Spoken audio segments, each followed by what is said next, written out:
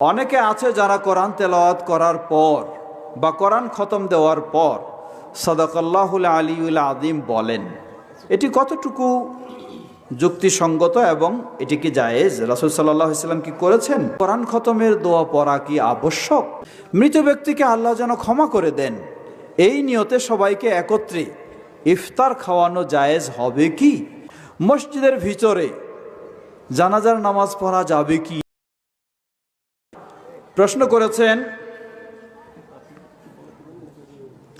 আমরা দুইটি প্রশ্ন একটি আশা করি দলিল সহকারে প্রশ্নগুলো জবাব দিবেন।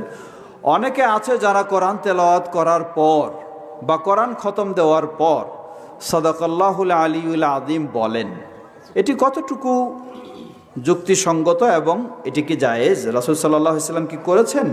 সংক্ষিপ্ত জবাব, রাসূল সাল্লাল্লাহু আলাইহি ওয়াসাল্লাম ও সাহাবায়ে কেরাম কোরআন তেলাওয়াতের পরে কখনো সাদাকাল্লাহুল আলিউল আযীম বলতেন না। এটি সমাজের কিছু কারি সাহেবদের ফ্যাশন। অতএব এই জন্য সৌদি আরবের সাবেক প্রধান মুফতি, বিশ্ব স্বীকৃত ইসলামী স্কলার শেখ ইবনে বাজ রাহিমাহুল্লাহ এবং আরও অনেকেই এটিকে বেদাত বলে ফতোয়া দিয়েছেন। দ্বিতীয় প্রশ্ন, কোরআন খতমের দোয়া পড়া কি আবশ্যক? এক জায়গা থেকে শুনেছিলাম এটি পাঠ করা নাকি বেদাত। জবাব, কোরআন খতমের তো কোনো নির্দিষ্ট দোয়া নেই। হয়তো দেখবেন যে কোরআন মাজিদের শেষে, প্রতিটি কোরআন মাজিদে আমাদের যেগুলি প্রিন্ট হয় সেগুলি শেষে একটা কোরআন খতমের দোয়া দেওয়া আছে। এই দোয়াটি যারা কোরআন মাজিদ প্রিন্ট করেছেন তাদের নিজস্ব তৈরি করা। রাসূল সাল্লাল্লাহু আলাইহি ওয়াসাল্লাম থেকে এই ধরনের কোরআন খতমের দোয়া কোনো দেওয়া নেই। আপনি কোরআন খতম করলেন, আলহামদুলিল্লাহ, একটি ভালো ইবাদত করলেন, আপনার ইচ্ছা মতো যা চাওয়া প্রয়োজন সেটি আপনি আল্লাহর কাছে চাইবেন, কোনো অসুবিধা নেই, কিন্তু নির্দিষ্ট কোনো দোয়া নেই। আল্লাহু আ'লাম। মৃত ব্যক্তিকে আল্লাহ যেন ক্ষমা করে দেন, এই নিয়তে সবাইকে একত্রে ইফতার খাওয়ানো জায়েজ হবে কি? জবাব, ইফতার খাওয়ানো অবশ্যই প্রশংসনীয় এবং বিশাল মর্যাদার বিষয়। হাদিসে এসেছে সহিহ, কেউ যদি কাউকে ইফতার খাওয়ায় তাহলে সিয়ামের সওয়াব লাভ করবে। কিন্তু মৃত ব্যক্তিদের পক্ষ থেকে এই ধরনের খাওয়ার আয়োজন রাসূল সাল্লাল্লাহু আলাইহি ওয়াসাল্লাম ও সাহাবীদের মাঝে ছিল বলে প্রমাণ পাওয়া যায় না। সাধারণভাবে যারা সব জায়েজ করে তাদের কাছে জায়েজ, আর যে রাসূল সাল্লাল্লাহু আলাইহি ওয়াসাল্লামের কাছ থেকে সাহাবীদের থেকে প্রমাণ খুঁজবে তাহলে এই ধরনের প্রমাণ নেই। আল্লাহু আ'লাম। মসজিদের ভিতরে জানাজার নামাজ পড়া যাবে কি না? জবাব, হানাফি মাযহাবে মসজিদের ভিতরে জানাজার নামাজ পড়া জায়েজ নেই। আর রাসূল সাল্লাল্লাহু আলাইহি ওয়াসাল্লামের হাদিসের আলোকে মসজিদের ভিতরে জানাজার সালাত পড়া জায়েজ রয়েছে। রাসূল সাল্লাল্লাহু আলাইহি ওয়াসাল্লাম নিজেও সোহাইল নামে এক সাহাবী তার জানাজা পড়েছেন মসজিদের ভিতরে, অতএব সেটি অবশ্যই জায়েজ রয়েছে। কবরস্থান সংলগ্ন মসজিদের নাম কবরস্থানের সাথে মিল রেখে রাখা যাবে কি না? যেমন আমাদের বল্লাতেই একটি ওয়াক্তিয়া মসজিদের নাম করা হয়েছে বল্লা ছোট গোরস্থান পাড়া সম্মিলিত ওয়াক্তিয়া মসজিদ নামে। জবাব, এই কবরস্থান কেন্দ্রিক মসজিদের নাম করাটা উচিত নয়, কারণ কবরস্থান হলো ভিন্ন জিনিস, মসজিদ হলো ভিন্ন জিনিস। মসজিদে সালাত আদায় করতে হয়, কবরস্থানে সালাত আদায় কি নিষিদ্ধ। অতএব কেন আপনি কবরস্থানের নামে নামকরণ করবেন? আপনার পাড়ার নাম রয়েছে, মহল্লার নাম রয়েছে, সেটার নাম দিবেন, অথবা প্রসিদ্ধ সাহাবীদের নামেও আপনি মসজিদের নাম রাখতে পারেন, কিন্তু কবরস্থানের নাম দিয়ে নাম রাখাটা ঠিক নয়। হ্যাঁ, পাড়ার নামই গোরস্থান পাড়া, ওই নামটাও চেঞ্জ করে নেবেন, আর মসজিদের নামটা একটা সাহাবীদের নাম দিবেন, ভালো হবে।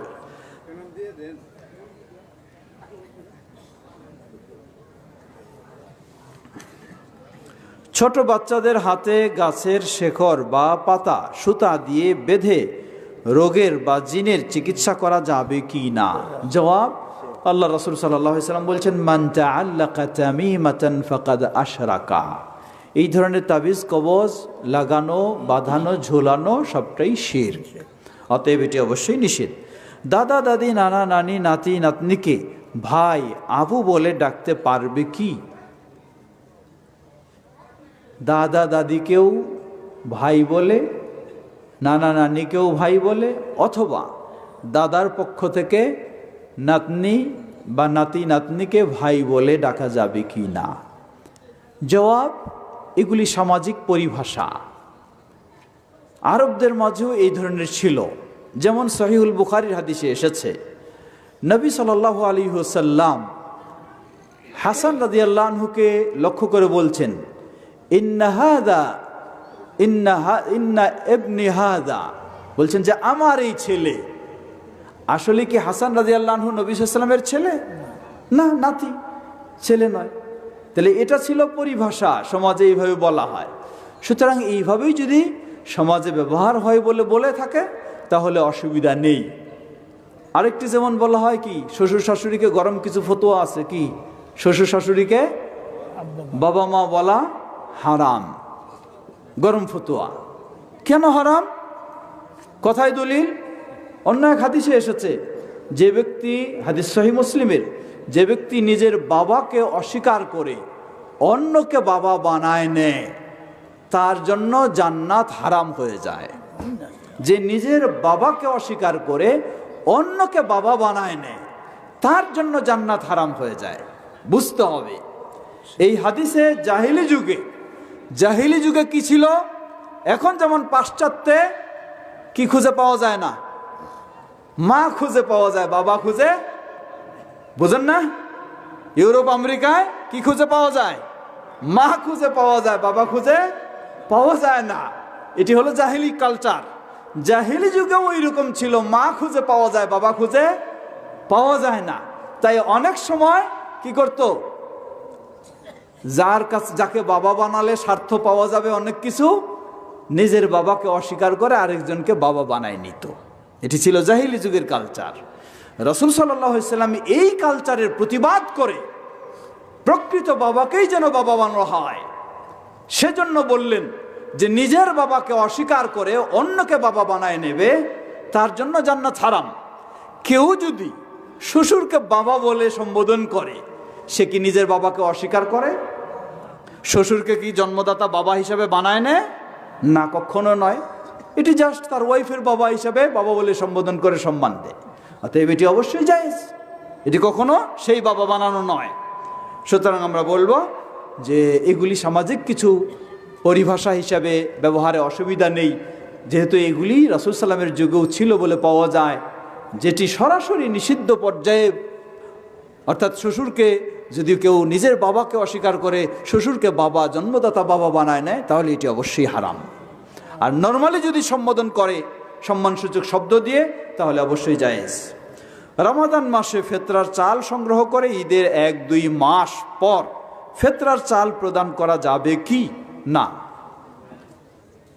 এই ফেতরা হলো অসহায় দরিদ্রদের জন্য, তাই তাদের উচিত ফেতরা যখন ঈদ প্রদান করা হবে সেই সময় তাদের দেওয়া, অথবা সর্বোচ্চ ঈদের সালাতের পরে। এর বেশি বিলম্ব করা উচিত নয়। এটি তাদের হক, তাদের কাছে ফিরে দেওয়া, দ্রুত তাদের কাছে প্রদান করা উচিত। আল্লাহ আমাদের সকলকে কি আমাদের ভাই প্রশ্ন করেছেন, টুপিতে কাবার ছবি, জায়নামাজে কাবার ছবি, এটি কতটুকু ঠিক? জবাব, এটি বাড়াবাড়ি, সীমালঙ্ঘন। কারণ কাবার ছবি নিলে সওয়াব বেশি হবে, সম্মান বেশি হবে এমনটা নয়। বরং কাবাকে যদি আমরা এমনি সম্মান করি, জায়নামাজে কাবার ছবি দিলেন, আবার এটার উপরে কি পারালেন, চলাচল করলেন, তাহলে কই সম্মান হইল? তাই এগুলি করা উচিত নয়। আল্লাহু তাআলা আ'লাম।